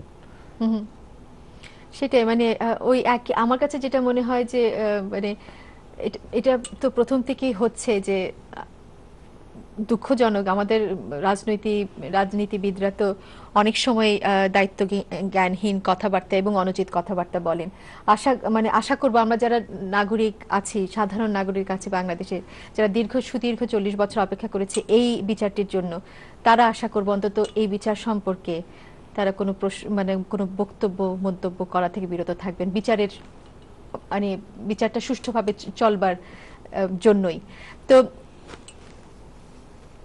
এই বিচার প্রক্রিয়াকে এখন আরো সুষ্ঠুভাবে চলবার জন্য বা আরো কার্যকরভাবে চলবার জন্য আপনাদের নিশ্চয়, যেহেতু আপনার প্রথম ডে 1 থেকে প্রতিটি কর্মকাণ্ড একেবারে পর্যবেক্ষণ করছেন, মনিটর করছেন, আপনাদের আইসিএসএফ এর পক্ষ থেকে, ইন্টারন্যাশনাল ক্রাইম স্ট্র্যাটেজি ফোরামের পক্ষ থেকে কি কি সুপারিশ আছে, কি কি অ্যাডভাইস আছে? আমাদের প্রথমত আমরা মোটামুটি এগুলো আলোচনাই করলাম যে এই যে সমস্যাগুলো, যেসব ক্ষেত্র আমরা বললাম যে ক্ষেত্রে ইমপ্রুভ করা যেতে পারতো, হ্যাঁ, সেগুলো হচ্ছে আমাদের ওই সুপারিশেরই অংশমালার অংশ হিসাবে আর কি। হ্যাঁ, এবং রাহান আরো আপনি অ্যাড করেন বাকিগুলো যেগুলো আপনার মনে হচ্ছে। যেমন ধরেন, প্রথম কাজ হচ্ছে একটা ইভ্যালুয়েশন, যেটা এখন ধরেন আপনারা এই প্রোগ্রামে খুব স্বল্প পরিসরে, খুব সীমিত পরিসরে করছেন, সেটাকে আরো অনেক গভীরভাবে, আরো অনেক ডিটেইল ভাবে আপনার এই ট্রাইব্যুনালের সাথে যারা জড়িত আছেন, পলিসি মেকাররা, স্টেক হোল্ডাররা, ওনাদের বসে একটা ইভ্যালুয়েট করতে হবে। 2 বছরে এই 2 বছরটা কেমন গেল, কোথায় কোথায় দে গট ইট রাইট, অথবা কোথায় কোথায় থিংস ওয়েন্ট রং বা থিংস ক্যান বি ইমপ্রুভড। এই জায়গাগুলোর ব্যাপারে তাদের একটা গভীর ইভ্যালুয়েশন দরকার। এটা আসলে যে কোনো ইনস্টিটিউশনের জন্য জরুরি, কারণ কোনো কিছুই আপনার অল পারফেক্ট বলে কিছু নেই, আপনার এটা কনস্ট্যান্টলি ইমপ্রুভ করতে হয়। তো প্রথম স্টার্টিং পয়েন্ট হবে ইভ্যালুয়েশন। এটা আমাদের ফার্স্ট রিকমেন্ডেশন, যে একটা ইভ্যালুয়েশনের জন্য তারা বসুক। এবং একটা আশাবাদ ছিল যে পুরো প্রসেসটা শুরু হওয়ার আগে সরকারের দিক থেকে বা পুরা যারা যারা জড়িত তাদের সবার দিক থেকে এক ধরনের রোড ম্যাপ থাকা জড়িত মানে ইম্পর্টেন্ট ছিল, যে পুরা বিচারটা কোন প্রক্রিয়া আগাবে, এই বিচার প্রক্রিয়াটাকে আপনার বিচারের ব্যাপারে আপনার ইনস্টিটিউশনগুলো কিভাবে রান করবে, বিচারের আপনার ইমেজ কিভাবে ম্যানেজ করা হবে, বিচারটাকে ঠিক কতজনের বিচার হবে, কিভাবে বিচার হবে, জনগণকে কিভাবে সম্পৃক্ত করা হবে, সিভিল সোসাইটিকে কিভাবে সম্পৃক্ত করা হবে, এই জাতীয় সবগুলো এটা একটা রোডম্যাপ দরকার ছিল। সেই রোডম্যাপটা ওভাবে হয়তো কখনো হয়নি, কিন্তু এখনো খুব বেশি দেরি হয়ে যায়নি, সেটা এখনো করার সুযোগ আছে। আপনার কি মনে হয় জিয়া ভাই? রোডম্যাপ তো যেটা আগে হওয়া উচিত ছিল সেটা 2 বছর পরে করতে গেলে তো একটু অসুবিধা হবে, বাট এখন থেকেও ধারণা করা দরকার যে আমরা এই ট্রাইব্যুনালে যেটা অ্যাসেসমেন্টের পরে আসলে একটা থরো অ্যাসেসমেন্টের দরকার আছে গভর্নমেন্টের পক্ষেও, হ্যাঁ, এবং ট্রাইব্যুনাল নিজেরও অ্যাসেসমেন্ট দরকার, মানে ইনভেস্টিগেশন এজেন্সি আসলে অ্যাসেসমেন্ট করা দরকার যে আমরা যে তদন্ত করে এতগুলো দিলাম, এই তদন্তে জাজেসটা কি বলতেছেন, আমাদের তদন্ত কি সন্তোষজনক, যথেষ্ট সন্তোষজনক, না হলে আমরা জাজদের কাছ থেকে বিভিন্ন রকম মন্তব্য যে শুনছি সেটা হলো জানতে চান যে ব্যাপারটা কি, কিন্তু সেখানে এই যদি ইনভেস্টিগেশন এজেন্সি করতে পারে কি যে তারা দেখতে পারে যে জাজেসরা কি কি ধরনের মন্তব্য করলেন এবং বাকি কেসগুলোকে আমরা কিভাবে তদন্ত করলে জাজেসরা ওই প্রশ্নটা আমারে করতেন না। একইভাবে প্রসিকিউটরদেরও কিন্তু একই কাজ করা দরকার, যে জাজেসরা যখন প্রশ্ন করতেন আমাকে কেন প্রশ্ন করছেন, জাজেসরা কেন কেসগুলো ফেরত দিয়ে দিলেন, ফেরত পাঠিয়ে দিলেন যে ঠিকমতো গোছানো গুছিয়ে দেয়া হয়নি, ঠিক আছে, নিশ্চয়ই কিছু একটা হয়েছে, অর্থাৎ জাজেসদের সন্তুষ্টিটাই তো হচ্ছে প্রসিকিউশনের কাজ, কারণ জাজেসটা যদি হ্যাপি না হয় তাহলে তো দেয়ার ইজ নো ওয়ে যে জাজেসরা এটার পক্ষে কোনো রায় দিবেন। অবশ্যই কাজে প্রসিকিউশনের দায়িত্ব হচ্ছে তাদের কেসটাকে বেস্ট পসিবল ভাবে প্রেজেন্ট করা দরকার জাজেসের সামনে, এই জিনিসটা তাদেরকে বুঝতে হবে। এবং আমরা মনে করি যে এখন থেকে তাদেরকে বুঝতে হবে যে জাজেসরা যে রিমার্কস এতদিন করেছেন, এটা একদিনের নাই, যে 2 বছরে তারা যা মন্তব্য করেছেন, তারা কিন্তু অনেক মন্তব্য করেছেন, এই প্রত্যেকটা জিনিস তাদেরকে বুঝতে হবে, তাদেরকে সেই অনুপাতে নিজেদেরকে চেঞ্জ করতে হবে এবং এর জন্য যা যা করা দরকার তাদেরকে করতে হবে। কাজেই তাহলে হবে কি যে প্রসিকিউশন একটা ফর্মিডেবল প্রসিকিউশন হবে, ইনভেস্টিগেশন এজেন্সি একটা সলিড ফাউন্ডেশনের উপরে ভিত্তি করে দাঁড়াতে পারবে। এবং আমরা মনে করি যে প্রসিকিউশন যদি ঠিক থাকে, ইনভেস্টিগেশনটা যদি সঠিক হয়, এটাকে যদি ঠিকমতো প্রসিকিউটররা উপস্থাপন করতে পারেন, আইনের সঠিক ব্যাখ্যা দিতে পারেন, তথ্যগুলো উপাত্তগুলো ঠিকমতো দিতে পারেন, তাহলে একটা সুষ্ঠু বিচার হবে। আর না হলে যে রিস্কটা থাকছে, দ্যাট ইজ দ্য সবচেয়ে ডেঞ্জারাস রিস্ক, সেটা হচ্ছে যে আসলে অপরাধ হয়েছে, তথ্য আছে, কিন্তু আমি ঠিকমতো জোগাড় করতে পারিনি, তথ্য বলে বিচারটা হলো না, আমি ঠিকমতো আমি সাক্ষী ঠিকমতো আনতে পারলাম না, আমি ঠিকমতো নির্ভরযোগ্য সাক্ষী আনতে পারলাম না, আমি যেসব সাক্ষী আনলাম সেগুলো প্রশ্নবিদ্ধ সাক্ষী আনলাম, ঠিক আছে, আমি যেভাবে উপস্থাপন করলাম জাজদের সামনে সেগুলো আমি ঠিকমতো করলাম না, তাহলে কি হচ্ছে, তাহলে আপনার 1971টা প্রশ্নবিদ্ধ হতে পারে, ইতিহাসটা প্রশ্নবিদ্ধ হতে পারে। যারা 71-এ প্রাণ দিয়েছে লক্ষ লক্ষ লোক, তাদের সাফারিংস, তাদের ভিকটিমাইজেশনের কথাটা কিন্তু প্রশ্নবিদ্ধ হয়ে যেতে পারে যদি এই প্রসেসটা ফেল করে। মানে এই বিচারের পুরো প্রক্রিয়াটা সিরিয়াসনেসটা কি এরা বুঝতে পারছে কিনা, এটাই আমরা আশা করব ডেফিনেটলি তারা বুঝতে পারতেছে, এটা আমরা ধরে নিতেছি, আমাদের ওয়ার্কিং অ্যাজাম্পশন হচ্ছে যে তারা এটা জানে, সচেতন আছে, কারণ এটা পুরো দেশবাসী সচেতন আছে যে বিচারের সিগনিফিকেন্সটা কি, এটা ট্রিমেন্ডাসলি সিগনিফিকেন্ট একটা প্রসেস আমরা আছি। আমরা কিন্তু শুধুমাত্র কয়েকটা মানুষের বিচার করছি না, এটার সাথে আমাদের পরিচয়ের একটা সংশ্লিষ্টতা আছে। আমরা জন্মেছি আন্তর্জাতিক অপরাধ সংগঠিত হওয়ার মাধ্যমে, বাংলাদেশ হচ্ছে ইন্টারন্যাশনাল ক্রাইমস এর মাধ্যমে তৈরি করা হয়েছে, অর্থাৎ ইন্টারন্যাশনাল ক্রাইম যেখানে হয়েছে সেই প্রক্রিয়ার ভিতর থেকে আমরা আসছি, আমরা নিজেদেরকে স্বাধীন করতে পেরেছি। এবং সেই অবশ্যই এটা বলে রাখা দরকার, এটা যেন মানুষকে যেন কনফিউজ না হয়, যে আসলে ওই আমাদের যে স্বাধীনতার যুদ্ধের সাথে অপরাধের কোনো সম্পর্ক নেই, কারণ যুদ্ধের আইন আছে, যেখানে যুদ্ধের আইনে কিছু কিছু ঘটনা কাভার করা আছে যুদ্ধের আইনে, কিন্তু আপনি যদি সিভিলিয়ানদের মূলত যাদেরকে আটকানো হচ্ছে এখানে, যাদেরকে প্রশ্ন সেটাই। করা হচ্ছে, জি। তারা হচ্ছে সাধারণ নাগরিকদেরকে, যেসব লোকেরা, যেসব অর্গানাইজেশন নেতৃত্ব দিয়েছে অথবা সরাসরি যারা জড়িত ছিল এই কিলিং এর সাথে অথবা নিধনের সাথে অথবা ধর্ষণের সাথে অথবা ইত্যাদি ইত্যাদির সাথে, তাদেরকে বিচার করা হচ্ছে। এটার সাথে কিন্তু যুদ্ধের কোনো সম্পর্ক নাই। তারা এটা করেছে এই ভিন্ন উদ্দেশ্যে, অপরাধ সংগঠনের উদ্দেশ্যেই কিন্তু এই অপরাধগুলো হয়েছে। কিন্তু এটাও জাজদেরকে, মানে এটাও আসলে প্রসিকিউটরদেরকেও প্রমাণ করতে হবে যে এরা প্রত্যেকে, মানে তাদের ইন্টেনশন ছিল অপরাধ, তাদের আর কোনো ইন্টেনশন ছিল না।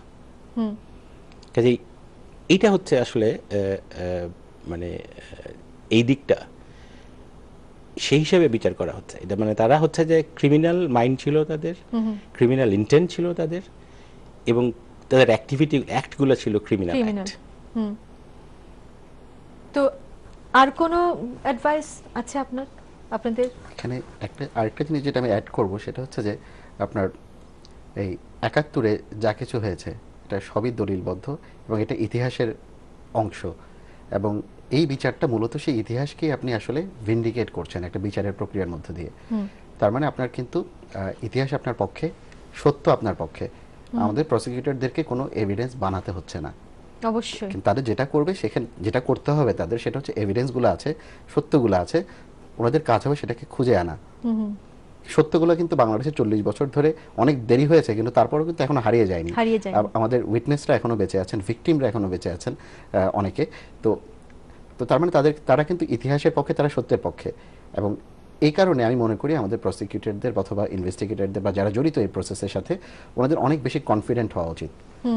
এই কনফিডেন্সটা আজকে কে কি বললো, বিদেশিরা কি বললো, জাতিসংঘ কি বললো, আইবিএ কি বললো, ইউরোপিয়ান ইউনিয়ন কি বললো, আল জাজিরা কি বললো, তো এগুলোতে আমি জানি মানে যে কোনো সমালোচনায় মানুষ অনেক সময় দমে যায়, কিন্তু ওনাদের দমে যাওয়ার কোনো কারণ নেই। ইতিহাস ওনাদের পক্ষে, বাংলাদেশের মানুষ ওনাদের পক্ষে।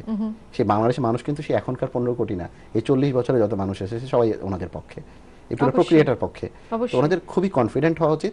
কারণ এখন কথা হচ্ছে, ওটা খুবই দুঃখজনক হবে যে সবকিছু পক্ষে থাকার পরও আজকে যদি ওনারা যদি সঠিক এভিডেন্সটা সঠিক জায়গায় প্লেস করতে ব্যর্থ হন, এবং তার ফলে যদি আপনার বিচার প্রক্রিয়াটা বা আপনার কেস, আপনার প্রতিটা মামলায় যেরকম ফলাফল হওয়া উচিত ছিল সেটা যদি না হয়, যেটা জিয়া ভাই বললেন, তো এটা আমাদের একটা, মনে করি এটা একটা আমাদের একটা রিকমেন্ডেশন যে সেদিকে ওনারা কনফিডেন্টলি করুক, যা করুক ইতিহাসের পক্ষ থেকে করুক, কিন্তু সঠিকভাবে দায়িত্বটা পালন করুক। কারণ এই যে ওনাদের উপর যে দায়িত্বটা, এটা কিন্তু মানে একই সাথে মানে আপনার মানে ইতিহাসের দায়িত্ব, একেবারে খুবই গুরু দায়িত্ব। সেই জন্য মানে কথা বলতে বলতে মানে এটাই শুধু আমার মনে হচ্ছে যে এই যে বিশাল যে ব্যাপক যে সিরিয়াসনেস, এটা কি মানে বোধগম্য হচ্ছে কিনা? এটা বোধগম্য হলে কিন্তু মানে আপনার ইতিহাস পাল্টে যাবে একদম। হ্যাঁ, এটা যদি বোধগম্য যে হয় যে আমার আসলে কতটা আমার উপরে দায়িত্ব, কতটা আমাকে সচেতন থাকতে হবে, এটা হলে তো সারাক্ষণ মানে ঘুম হারাম হয়ে যাওয়ার কথা। আমাদের কর্মীদের তাই হয়, হ্যাঁ একদম ঘুম হারাম হয়ে যাওয়ার কথা। সেটাই। তো মোটামুটি আমি জানি না কতটুকু মূল্যায়ন করতে আমরা আজকে পেরেছি, যতটুকু সম্ভব হয়েছে। আমার তো মনে হয় প্রতি বছর একটা ইভ্যালুয়েশন হওয়া দরকার, জিয়া ভাই। এটা নিশ্চয়ই, এবং ইনফ্যাক্ট ইভ্যালুয়েশন তো প্রতি বছর একটা মোটামুটি এটা আনুষ্ঠানিক হয়ে গেল, কিন্তু ইভ্যালুয়েশন যে কোনো ইনস্টিটিউশনের, অর্গানাইজেশন, এটা কনস্ট্যান্ট একটা প্রসেস থাকতে হবে। হ্যাঁ, যেমন যদি ইনভেস্টিগেশন এজেন্সি একটা তদন্ত শেষ করেন, সেখান থেকে তাদের অভিজ্ঞতা নিতে হবে, এবং সেটা কিভাবে প্রসিকিউশন কতটুকু সেখান থেকে রাখছেন না রাখছেন, এবং ট্রাইব্যুনাল কিভাবে অ্যাক্ট করছেন বা রিঅ্যাক্ট করতেছেন। কাজে কনস্ট্যান্ট ইভ্যালুয়েশন বটে, definitely time to time evaluation করা দরকার, মানে এ নিয়ে কোনো সন্দেহ নেই, স্বাভাবিকভাবেই আর কি। কিন্তু মানে সার্বিকভাবে যেটা মনে রাখতে হবে যে বাকি ট্রাইব্যুনাল যারা আছে, যেটা রায়হান যেটা বললেন, সেটা সবচেয়ে মানে সঠিক কথা একেবারে, যে তাদের যে দায়িত্ব, যদিও এটা গুরু দায়িত্ব, কিন্তু এইটা পালন করার মতো যথেষ্ট তথ্য উপাত্ত আছে। এখন এগুলো শুধু সংগ্রহ করে সঠিকভাবে উপস্থাপন করা, এটা খুবই চ্যালেঞ্জিং ওয়ার্ক, কিন্তু এটা মনে রাখতে হবে। এটা কিন্তু মানে আমরা কোনো অবস্থাতে এই ধরনের ধারণা দিতে চাই না যেটা খুবই সহজ কাজ। না, একেবারেই না। 40 বছর আগে ঘটে যাওয়া অপরাধের কে রিকনস্ট্রাক্ট করা এটা খুব কঠিন কাজ। এটা কিন্তু মানে আমাদের আমরা কিন্তু খুবই সিরিয়াস এটা বলতে চাই আমরা। সেকেন্ড হচ্ছে যেটা, সেটা হচ্ছে যে এই আইনটা সম্পর্কে আমাদের হোল টিম, পুরো বাংলাদেশের মানুষ সহ, এটা বেশিরভাগ ক্ষেত্রে এই আইনটা সচেতনতা ছিল না, কারণ ইন্টারন্যাশনাল ক্রিমিনাল ল অথবা ইন্টারন্যাশনাল ক্রিমিনাল ল আমাদের দেশে পড়ানো হয় না। দিস ইজ সামথিং আমরা রিকমেন্ড করব যে ইভেন ইউনিভার্সিটিজ অ্যান্ড অন্যান্য ইনস্টিটিউশন যেগুলো আছে তারা যেন ইন্টারন্যাশনাল ক্রিমিনাল লটাকে অন্তত পক্ষে এখন এটা এটা তারা সিরিয়াসলি নেন। এটা এখনো পর্যন্ত নিচ্ছেন না, ইন্টারন্যাশনালে নেওয়া হয়, আমাদের দেশে নেওয়া হচ্ছে না। এবং এটা তাকে বুঝতে, এই আইনটাকে বুঝে উঠে এটা প্র্যাকটিস করতে গিয়ে কিছুটুকু এদিক সেদিক এটা হবে, এটা আমরা ধরে নিচ্ছিলাম। সেটাই হয়েছে আসলে মোটামুটি ভাবে। তারপরও যেটা বললাম, আমাদের যে প্রথম অ্যাসেসমেন্ট সেটা কিন্তু এখনো চেঞ্জ হচ্ছে না। ব্যক্তিগতভাবে আমি এবং আমরা কিন্তু ফেয়ারলি হ্যাপি যে এক হচ্ছে যে মানে এটা কোনোদিনই হওয়ার কথা ছিল না, সেই জিনিসটা হচ্ছে। অন্তত পক্ষে বিচারের কাঠগড়ায় আমরা কাউরে না কাউরে দাঁড় করাতে পেরেছি, এটা একটা বিশাল পাওনা। ট্রাইব্যুনাল যে গতিতে এগোচ্ছে সেই গতিটা যথেষ্ট সন্তোষজনক। এবং এই নিয়ে কোনো মানে হ্যাঁ, আমি যখন তুলনা করছি অন্যান্য ইন্টারন্যাশনাল ট্রাইব্যুনালগুলোকে, যেখানে বছরের পর বছর সময় লাগে, এবং সবচেয়ে ইম্পর্টেন্ট আমরা যে পয়সা দিয়ে এই কাজটা করা হচ্ছে, মানে সরকার প্রথমে 10 কোটি, পরবর্তীকালে 10 কোটি, এই 20 কোটি টাকা দিয়েছেন। এবং এই 20 কোটি টাকা দিয়ে যে বিচারটা করা হচ্ছে, অন্যান্য দেশের মানে মিনিমাম খরচ হচ্ছে, বাৎসরিক খরচ এক একটা ট্রাইব্যুনালের $100 মিলিয়ন, হ্যাঁ, $150 মিলিয়ন। আপনার চার্লস টেলরের কেসে আপনার সিয়েরা লিওনে এক বছরেই $90 মিলিয়ন খরচ একটা মামলা একটা মানুষের। সেখানে আমরা মাত্র 10 কোটি টাকা, 20 কোটি টাকা আমরা পুরো ট্রাইব্যুনালের পেছনে। আমরা কিন্তু বাই দ্য ওয়ে একদম বিল্ডিংটা ছিল অবভিয়াসলি, কিন্তু বিল্ডিং এর ভেতরে কিন্তু এটা ট্রাইব্যুনালের অবস্থা ছিল না। একটা বিল্ডিংটাকে একেবারে স্ক্র্যাচ থেকে তৈরি করা হয়েছে। আমরা ফিজিক্যালি যেরকম তৈরি করেছি, লিগ্যাল দিক থেকেও কিন্তু আমরা তৈরি করা হয়েছে। হ্যাঁ, যে ট্রাইব্যুনালকে তৈরি করতে হয়েছে, আইনটা শুধু ছিল, সরি, রুলস অফ প্রসিডিউরগুলোকে কিন্তু তৈরি করতে হয়েছে। কিভাবে এটাকে বাস্তবায়ন করতে হবে সেটাও কিন্তু জাজদেরকে আস্তে আস্তে এবং সবাইকে, প্রসিকিউটর, ইনভেস্টিগেটর, প্রত্যেককে তৈরি করতে হয়েছে। প্রসিকিউটররা, ইনভেস্টিগেটররা বাংলাদেশের সাধারণ অপরাধ আইনের ভেতরে তারা তদন্ত করতে অভ্যস্ত, কিন্তু আন্তর্জাতিক আইনে তদন্ত করতে গেলে তাদের যে এটা ভিন্ন অ্যাঙ্গেল রাখে, ভিন্ন রিকোয়ারমেন্ট আছে, সেগুলো তাদেরকে বুঝতে সময় লাগছে। হ্যাঁ, কাজেই তারপরেও পড়ব যে আমরা যারা মানে আইসিএসএফ এর পক্ষ থেকে কিন্তু ডেফিনেটলি নিশ্চিতভাবে আমরা এটা প্রত্যেককে মানে অ্যাসিওর করতে পারি যে ট্রাইব্যুনাল নিয়ে খুব বেশি উদ্বিগ্ন হওয়ার কোনো কারণ নেই। শুধু যেটা চিন্তার ব্যাপার থাকবে যে এই প্রসেসটাকে চলতে দিতে হবে, মানে বাধাহীনভাবে চলতে দিতে হবে। এটা সরকারের পক্ষ থেকেও যেন কোনো ধরনের এই ধরনের প্রভাবের চেষ্টা না করা হয়, অন্য কোনো রাজনীতির সাথে যেন এটাকে জড়িয়ে না ফেলা হয়, যেটা আনফরচুনেটলি কিছু কিছু ক্ষেত্রে হয়ে থাকছে বলে মনে হচ্ছে। এই ব্যাপারে যদি আমরা সচেতন হতে পারি এবং এটাকে যদি আমরা নিশ্চিত করতে পারি, তাহলে এই বিচার নিয়ে আমাদের যদি সত্যিকার অর্থে মানে হ্যাঁ অ্যাক্টিভ হয়, এই ক্ষেত্রে এই সমস্যাগুলো তারা যদি বোঝেন, এই সমস্যাগুলো তারা যদি এই সম্পর্কে তারা যদি রিয়্যাক্ট করেন এবং পার্টিসিপেট করেন, কনসার্নগুলো সম্পর্কে তারা যদি অ্যাড্রেস করেন, তাহলে কিন্তু আমার মনে হয় যে এই বিচারের ব্যাপারে আমাদের আর কোনো মানে প্রশ্ন থাকবে না, সন্দেহ থাকবে না। কিছু সময় থাকলে নাগরিক সমাজ সম্পর্কে আমি একটা কমেন্ট করতে চাই। জি, করেন। নাগরিক সমাজের যেটা তরুণ অংশ, আমি কিন্তু তাদের ব্যাপারে কিন্তু আমরা মনে হয় মানে কোনো মানে দ্বিধাহীনভাবে একটা কথা বলতে পারি যে এই পুরো প্রসেসে শুরু থেকে ওরা দেশে বিদেশে বিভিন্ন ছাত্র বা মাত্র প্রফেশনে ঢুকেছে যারা অল্প বয়সী, ওরা কিন্তু খুবই অ্যাক্টিভলি কাজ করছে।